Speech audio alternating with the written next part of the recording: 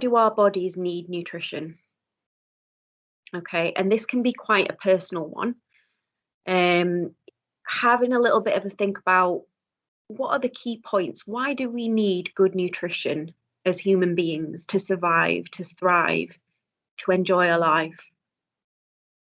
Have a little bit of a think. I'll just give you a minute or so. Try not to overthink it. Just see what comes to your mind with that one.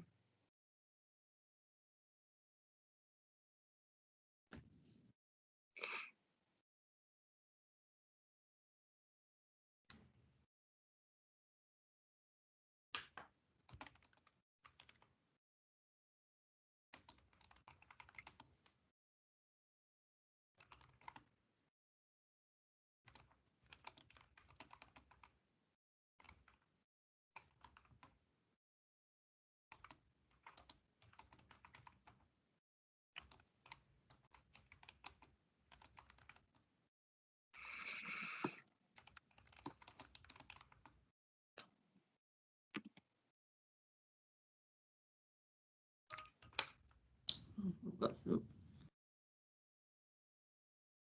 got some people talking on the chat about what you've just asked, Ruth. Yeah, that's fine. Keep healthy and function well. Yeah, absolutely. For energy. Yeah. And our nutritional needs will be different every single day. So this is what the fun around nutrition really is, that you don't necessarily have to eat the same things every day to feel well and healthy and functioning properly. So you can definitely try new things, try being out of your comfort zone, try new recipes, so that you're getting an overall abundance of nutrients. So for every organ to function optimally, yeah, Carol, I really like that one. Feed our brains. It's nature's medicine. Yeah, brilliant. Fuel our bodies with the odd treat thrown in. Yeah, completely. I'm a big advocate for that. Yeah. And to be mentally and physically well. Yeah, I've already all great answers. And as well, there's no right or wrong answer with this. I'm just interested in to see, for you, why do you think our bodies need good nutrition? Thank you, Sarah. I can see that it's brilliant. Okay. Just let me know when you want me to go on to the next page. Perfect. I'm just going to continue with the questions and then we'll move on to the slides. Thanks, Sarah. That's okay. So question 2 for everyone. Why are nutrients important for life? Sort of similar to question 1, but think about it in terms of your own health. Why are nutrients important for life?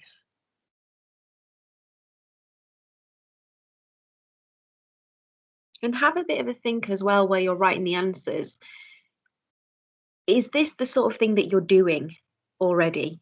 Are you taking control of your own nutrition? Are you fueling your bodies properly so that you can function at optimal level? This may not happen every day. That's okay. That's just being a human being. But it's making good choices when you have the opportunity to. Okay. So why are nutrients important for life? So we can function at our best and reach our potential. Yeah, Helen, thank you very much. To help prevent disease. Yeah, another good one. Great point. So there's no evidence that suggests that, if you have a completely nutritious diet full of all the goodness and none of the bad stuff, it will, sort of prevent you from, becoming ill in the future or anything like that. But it certainly helps. Yeah, I would say 90%. It has a huge impact on the fact that, it's trying to help us not develop disease and illness going into the future. And help us live a long and prosperous life. I think maybe that's what some of your goals. Having to think about your long-term vision for health while you're writing these answers, I think comes to my mind when I was constructing this PowerPoint. I think I was writing them with answers already in my head of how I want my future to look. and not just about the future. How do I want to feel now? You know, especially going through the pandemic, how do I want to feel on a daily basis? So it's important to have a good balanced diet, stay well and healthy, yeah, so we can repair and grow. Yeah, I love it. A balanced diet is important to maintain all the body's functions, yeah. Improves our energy. Brilliant. Yeah, great answers. Thanks, everyone. And you may just want to add as we go along. That's absolutely fine. I will be popping some of my answers up on the slide soon, but I'm just curious, like I said, just to get the answers from you guys first. So moving on to question 3. I promise there's only 6. Less wrinkles. Yeah, I love that. Eat for skin health. Yeah, definitely, definitely. So question 3. Why is healthy eating important? You can make this personal or you can make it generic. Why is healthy eating important? Thinking about, is it important to you for your home life, your personal life, your working role? Do you need to fuel yourselves for that? Are you doing that now? Or is it something you might want to put more effort and energy into? Do you want to make it a priority going forward? Yeah, it makes us feel better, for sure. I know when I have days where I perhaps don't make good choices, I definitely feel the after effects of that. Although it might have tasted good in the moment and I might have needed that, there's a reason why I made that decision. You know, the after effects, I'm not too, I don't really like that feeling of feeling sluggish and slow, low on energy and low in mood. So that's the reason I choose to fuel my body with all the nutrients, as much nutrients as I possibly can. To prevent disease and feel well, yeah, definitely. Yeah. Prevent weight gain, another one. Yeah. To manage weight and menopause symptoms. Yeah. Yes. Yeah. Which we will touch on later in the session. And for later in life as well. To feel energized and prevent becoming overweight. Yeah. And you're all, in my mind, absolutely correct. I don't think seeing the variety and where your mind immediately goes to. That's a real benefit for this one. Thanks, everyone. Okay. So question 4, what nutrition do we need daily? Okay. So don't think of this as a trick question. Just go back to basics. I'll give you a little clue. Go back to basics. What nutrition do we need daily?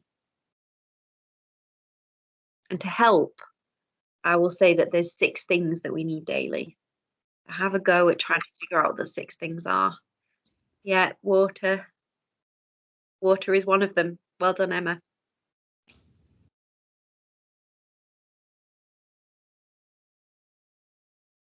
Great. Yeah. Well, you're all very clued up already. I'm not sure why I'm doing this session. You all know your stuff. Yes. Yeah, macronutrients, micronutrients, proteins, carbohydrates, and fats. Yeah.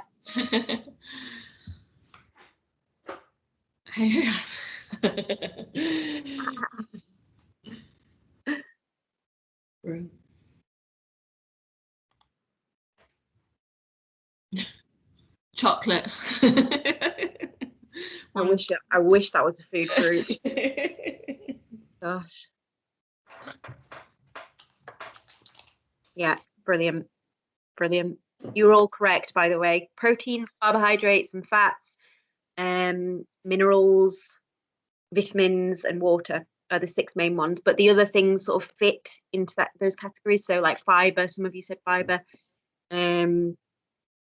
Yeah, brilliant. And some of you have actually broken it down further into specific food groups like dairy, milk, and cheese, like that. So really, really good. Well done, everyone. Okay, question 5. What does good nutrition look like to you, and why is it important to you?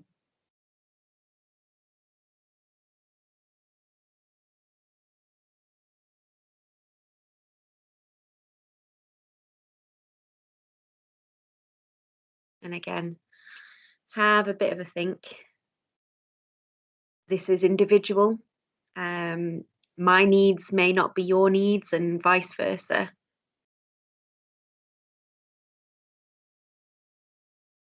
So if you need me to repeat any of it, please just pop in the chat and I will. Yeah, I only have one body and want to take care of it. Love that, Carol. Love it. Yeah.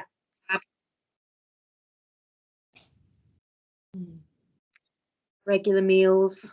Yeah. Foods that you enjoy. High amounts of whole foods and limited processed foods. Yeah. Brilliant. To support better health, better energy. Yeah. Good. Balanced approach. I really like that one. 80-20 rule. Yeah.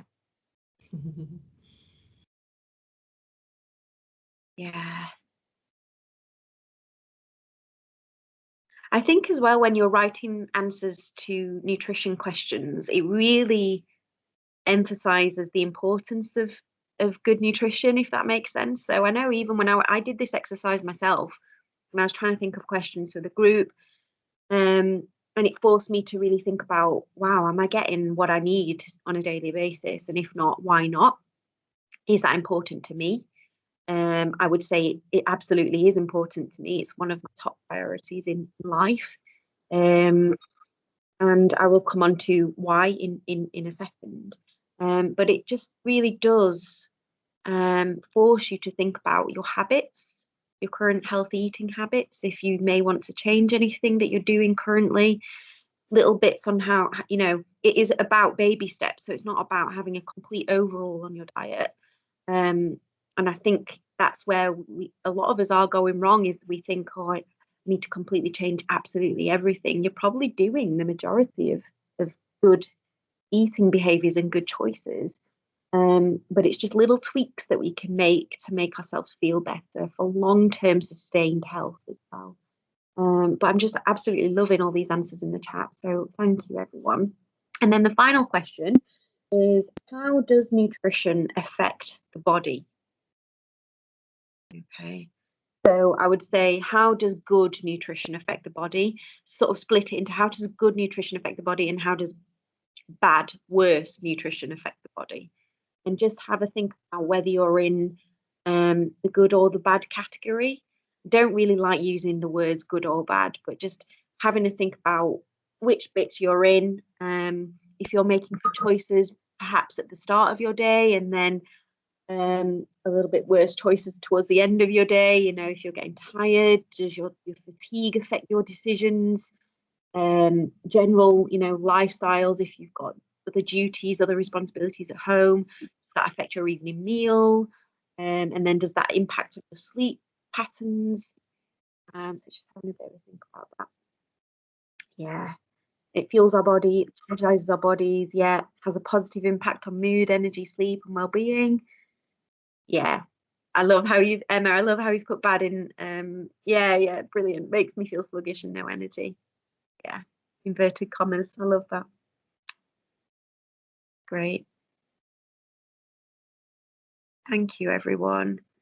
I really do appreciate you continuing to contribute to this session. I think nutrition is one of those topics where it is personal. And if you have struggled with nutrition in the past or are currently struggling with it, just know that you're not alone. There are lots of people out there who are going through similar things. I myself have struggled in the past, so the reason I'm so incredibly passionate about nutrition, why I decided to study it, is because I suffered with an eating disorder. So I'm now 10 years into recovery. I've obviously studied it, so my knowledge is really well rounded on the topic of nutrition, how to look after someone with an eating disorder, how to spot the signs. But I'm really passionate about eating for health and long-term sustained health, and having good relationships with our bodies as well. Body image is a big one, how we feel about ourselves, self-esteem and confidence. So I thought I'd just give you that little bit of a nugget of information on myself, as to why I'm so incredibly passionate about this. And if any of you are struggling with any of that we've discussed today, please know you're not alone. Please don't struggle in silence.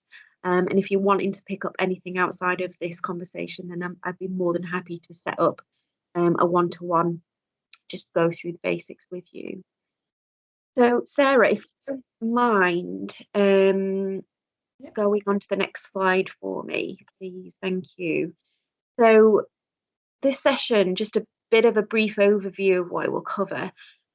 So why nutrition is so important, some top tips for maintaining a balanced diet and lifestyle, nutrition for women's health, so there'll be a bit on that, of course, that's why you're all here, and some top tips on how to stay healthy throughout the pandemic as well, because let's be honest, it's a very strange time. We're still going through it. We're not, I mean, there's light at the end of the tunnel, of course, but we're not through it just yet. So I think, you know, motivation levels are a bit low coming towards the end of the week now. It's Friday tomorrow. So I'm just going to try and boost those energy levels and pick you up a little bit. Because it's not easy. It's so hard. And if you are, you know, if your routines have been disrupted a little bit, if you're working from home a little bit more often and your eating patterns have sort of gone out the window, and you've had to be more disciplined around that, you've had to be more in tune with your hunger cues and how hungry are you on a daily basis, and then how you fuel yourselves according to energy levels. I think all these are all things we need to consider. But when we're busy and when other people are needing us and wanting pieces of us, it's so easy to forget ourselves. And especially with nutrition, you know, at the end of the day, when we're just wanting to grab something really quick and convenient, it may not be the healthiest choice, but then that may impact on our mood, our energy levels, and our motivation. So it's just thinking about what is a priority for you, and do you want to make nutrition a bit more of a priority in your life? So Sarah, if you don't mind just popping it onto the next slide, please. Thank you. And then if you just click on it again and again, that's it, perfect.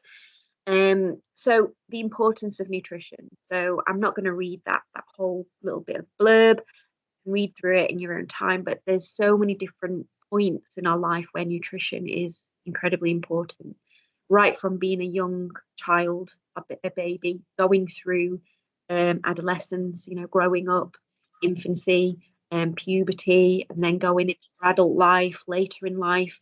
We all need different needs at different stages. So you can see the health triangle at the bottom. It's quite small, so I will share these slides, don't worry. Please don't panic and think that you have to take everything in. I think just the most important thing to see here is the, can everyone see this? I'm just seeing in the chat that some people are struggling. Have I frozen? Not frozen for me. Not frozen.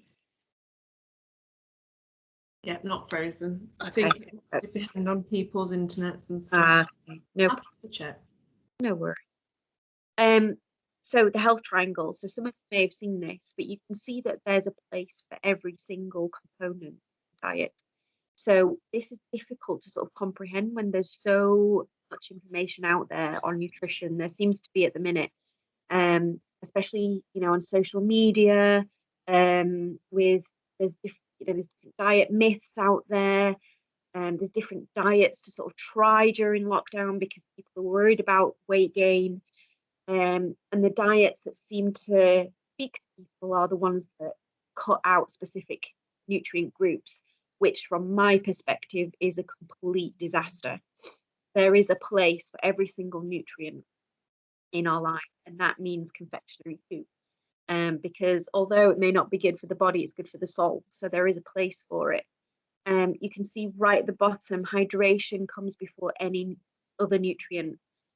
So like some of you actually put in the chat earlier, it is one of the 6 essential nutrients that we need in our life. We can go longer without food than we can without water. So just great to bear in mind, you know, are you drinking enough? Are you taking in enough fluid? Teas and coffees do count, but for obvious reasons, we don't want you to live off that because they can dehydrate you. Although caffeine, you know, it does speak to us a lot because we're trying to run off fumes for the most part in the NHS and in healthcare, just trying to stay awake and just trying to do our jobs to the best of our ability. And a lot of people turn to coffee and caffeine for that. But it's just bearing in mind, actually, water will help us keep our brains going, and keep us alert. So if you are having coffee or tea, just be mindful and just keep some water at the side of you as well. Depending on how you are as a person or a human being, how you're structured, I'm not going to sit here and say you must drink 2 liters of water a day. Again, like nutrition, it's very individual. So I personally have about 2 to 3 liters of water a day. I'm a very short person and I have a very small bladder. So if I were to drink any more than that, I probably wouldn't be off the toilet. So as long as I feel alert and energized well, I know I'm drinking enough. And a quick check for this through tea. So if it's a light colour, then you're hydrated. If it's going towards the yellow colour or the deep yellow colour, then you may need to think about taking more. So really easy to forget. But I just have a bottle of water beside me all day, and it just makes me drink. Now you can get those funky little bottles that tell you how much to drink at each stage of the day, which I think is a brilliant idea. So if any of you already have them, go for it. I would say continue to use them. The next step up, you can see you've got your vitamins and minerals, so another key component to the diet. So you can get those from fruits and vegetables. Really, really important. So packed with antioxidants, they're anti-inflammatories as well. And if you're having sort of like a rainbow throughout your diet, rainbow of colours, I would say you're doing a pretty good job. The next step up, next level, is carbohydrates. Now, this is a tricky one. I think with the media sort of, saying that carbohydrates aren't the best option, in my opinion, is not a good thing to be putting out there. I think carbohydrates are the basis of fuel. So whether you're taking in, some whole wheat pasta, some whole wheat bread, some brown rice, trying to steer clear of the white carbohydrates, simple carbohydrates that contain a little bit more sugar. They contain lots of fiber as well, so great for gut health. I think there's definitely a place for them. And a lot of people really, I don't know why it is, and I'm still trying to figure out, people think that by cutting carbohydrates, they will, get towards their goal, their own personal goal of perhaps, a bit of weight loss, if that is the case. I think it's important to realize that actually carbohydrates and protein have the same calorific measures. So fat contains a little bit more calories, but carbohydrates and proteins are the same. So you wouldn't think about cutting protein from your diet. So why are we thinking about cutting carbohydrates? So it's just something to be aware of there. The next step up is proteins. So they're the building blocks of our muscles and our foundations.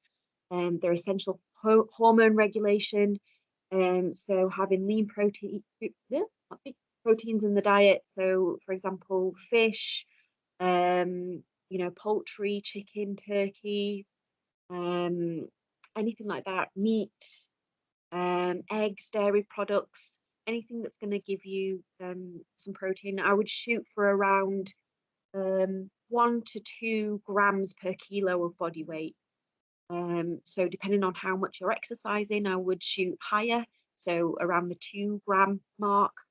If you're not as active, I would go for around the 1 mark. So depending on how much you weigh in kilos, that's how much you're roughly trying to aim towards today. And then you've got your essential fats for the next step up. So we're talking healthy cooking oils, olive oil, coconut oil, rapeseed oil is another good one, nuts and seeds, avocados, things like that. Great for skin health, hormone regulation as well. Great for mood. They're a great mood booster, and really good for energy levels as well. And great for sustainable blood sugar. So if you're missing anything, if you're feeling that your diet is not sustaining you through your day, have a bit of a think about whether you're incorporating healthy fats into your diet. If you're not, if you're a little bit low on them, try and increase them and see how your energy levels are after doing that. And I'm sure that it will surprise you. And then you can see the tiny bit at the top of the triangle there is space for confectionery. So like I said, there are days where we do fuel ourselves sometimes with good old chocolate bar or some ice cream or things that we deem to be not as healthy, and that's okay. That's just called a balanced diet and a balanced lifestyle. It's just being mindful of if you're consuming those products on a daily basis and how they're making you feel. So if they are impacting you on your overall health, your well-being, physical, mental health, if they're making you feel a little bit more irritable, sluggish, low on energy, don't have the motivation to exercise, impacting sleep, your relationships with others, all these things can really be down to diet. So just having a bit of a think, how you feel after consuming those things. Sometimes it's a treat. Sometimes we use food to celebrate. That's amazing. And I do that too. But it's just being mindful as if we are consuming. Sorry, I did rant on about that, but I think it's just important to note. So Sarah, if you don't mind just flipping onto the next slide for me, please. So time to think. Now, these are the questions that we've already answered, so you'll be pleased to know. Sarah, if you don't mind just going on to the next one, these are my answers to the questions that you've all been so open about in the chat. So like I said, I will send these out. So have a read through in your own time. Sarah, if you skip to a few slides down, and the next one is just covering all the questions that we've all already gone through. Perfect. If you don't mind just stopping on this one, thank you. Yeah. So 5 ways to stay healthy, and these are very, very basic. And I'm absolutely sure that you all know this.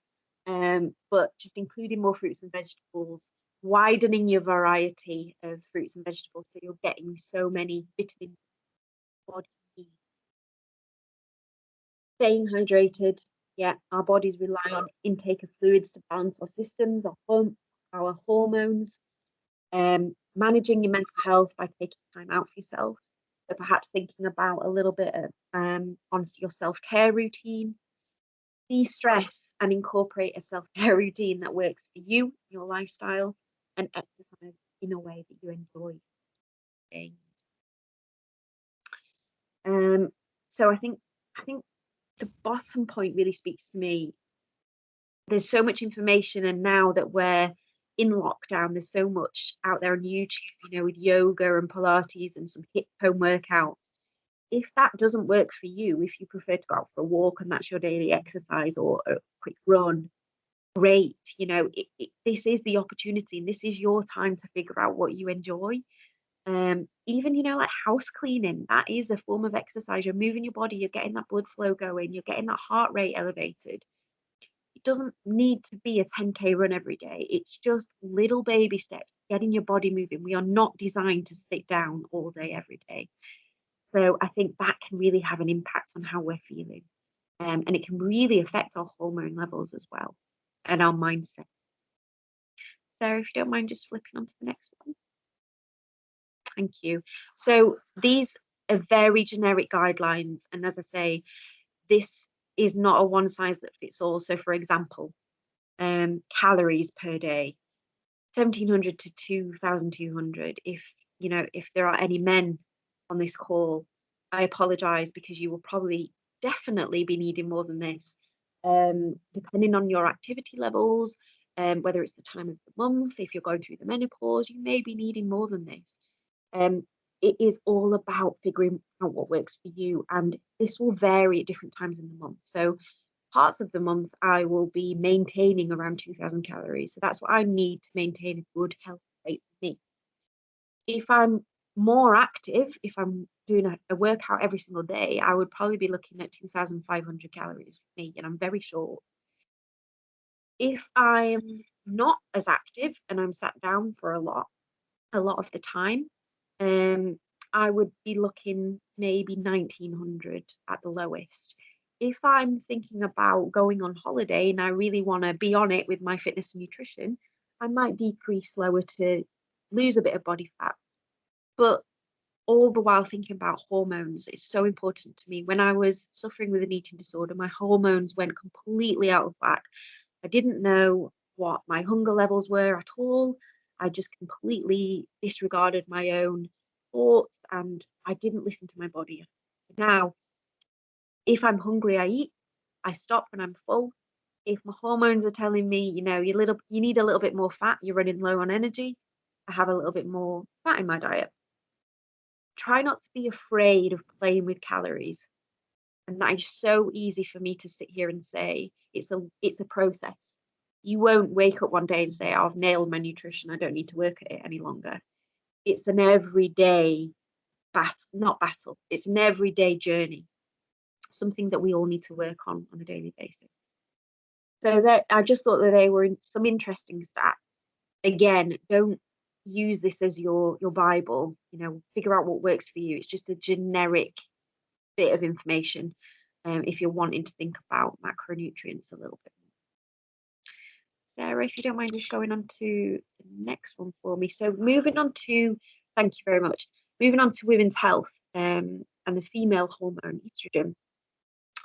So what's the role? So it's needed for cellular division, maintenance of bone health, heart disease protection, storage and distribution of fat, and it's responsible for skin texture. Okay. Thank you. So what happens when we have a reduction of estrogen?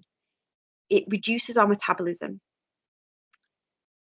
It has an effect on the menopause. It changes our energy levels. It has a significant effect on memory. People talk about that brain fog. It increases our risk of heart disease and it decreases our bone health. So our peak bone mass is actually the age of 25.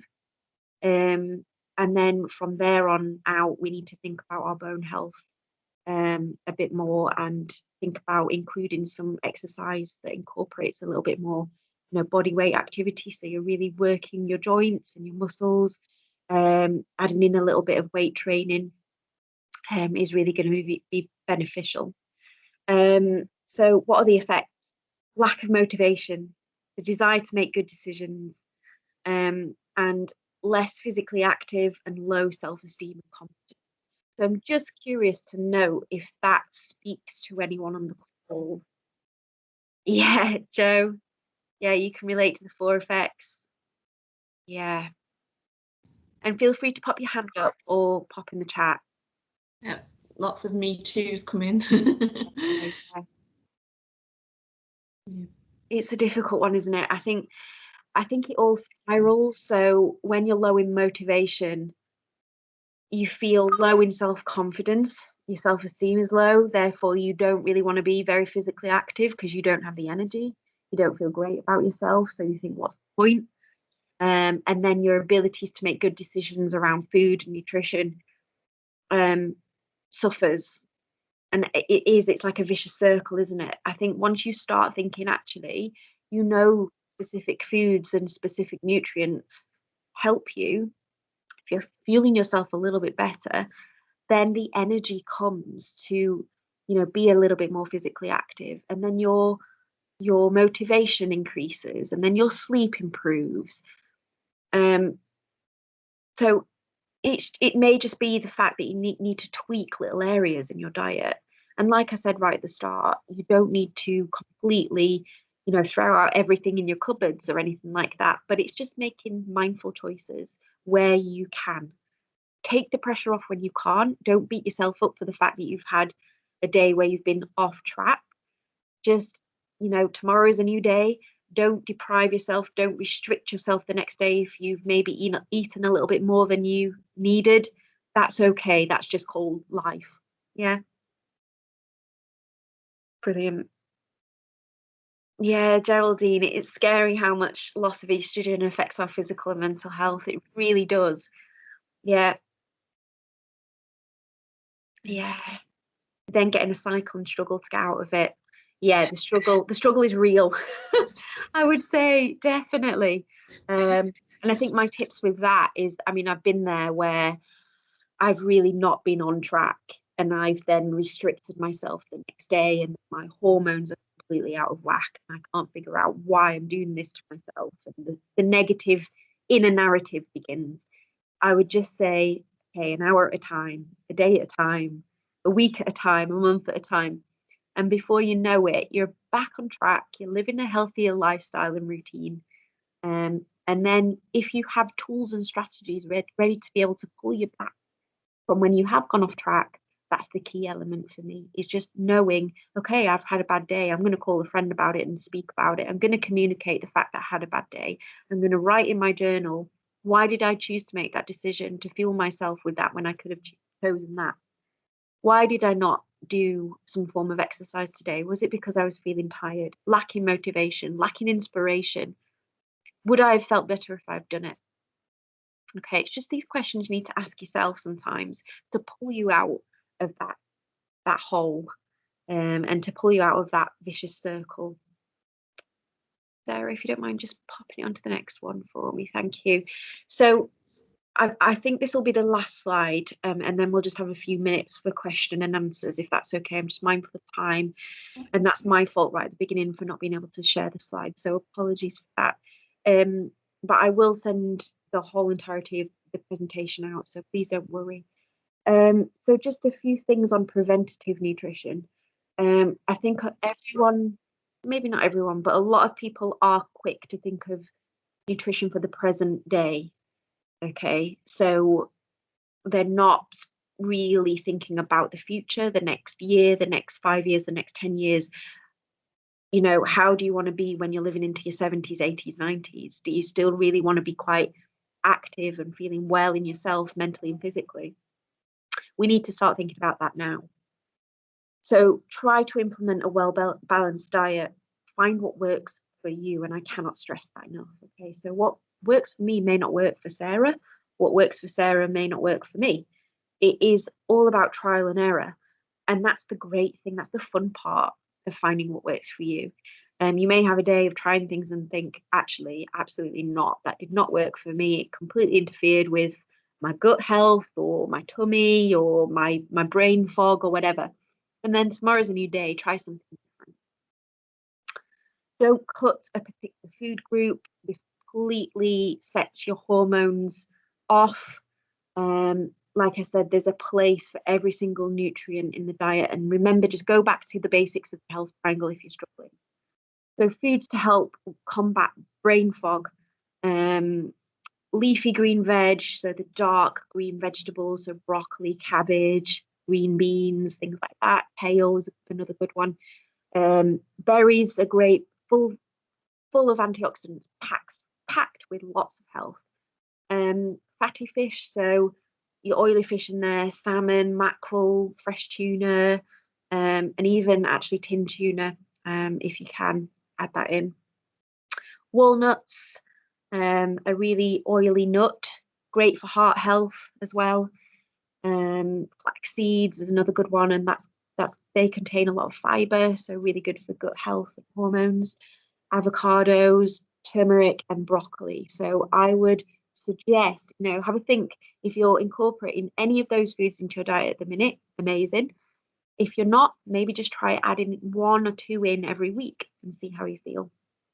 Fill up on healthy fats. So like I said, if you can't tell by now, I'm a huge lover of healthy fats. Great for your hair, skin, and nails. Listen to your hunger cues. So perhaps check in with how you're feeling before you're eating and after you're eating. Try to practice intuitive eating. Limit your caffeine and alcohol intake, so that really does affect your hormone levels. Loading up on antioxidant rich foods, so your micronutrients as well. So the macros are the big ones, like proteins, carbohydrates, and fats. And then your micros are your vitamins and minerals. Be at peace with your relationship with food. Okay, so again, this is one that you may have to work on a daily basis. And that is me. Yeah, I have to work at that every single day. And just try to accept it for what it is, and just try to improve it, you know, whenever you can. Some days it might not work, the days it may. That there will be challenges. Yeah. So life will always have challenges. It will always have bumps along the road. And you have to think, actually, am I going to make a good decision here? Am I going to choose to fuel myself properly so I feel better at handling that difficult situation? Or are you just going to be numbing your feelings by, you know, consuming the bad foods? Sometimes there's a place for it. Sometimes there's an opportunity to really take the healthier options. So just really challenge yourself with that, and then think of your future vision. So really, how do you see yourself in the future? Do you want to be running around with your children and your grandchildren perhaps, and being there for them, and not only that, but just feeling well on a daily basis, mentally and physically? So those are my top tips for thinking about nutrition, not only for this present day, but for the future as well. So Sarah, I'm going to get you to stop presenting if that's okay, and we just have a few minutes for question and answers. And please, by all means, if you feel that you want to ask questions in the chat after this session has gone, please do that. And like I said, I'm happy to take it off this session and set up one-to-ones with people that may need more information and more support going forward. Brilliant. Thanks, Ruth. I'll just stop recording. Thank you. No problem.